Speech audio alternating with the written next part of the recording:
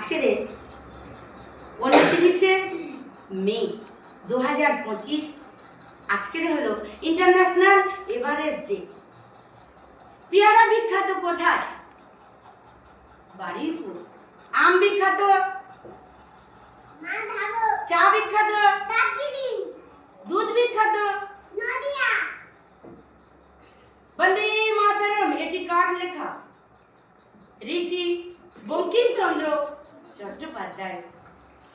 ও আমার সোনার বাংলা, আমি তোমায় ভালোবাসি এটি কার লেখা? বিশ্বকবি জন গণ মন অধি এটি কার লেখা?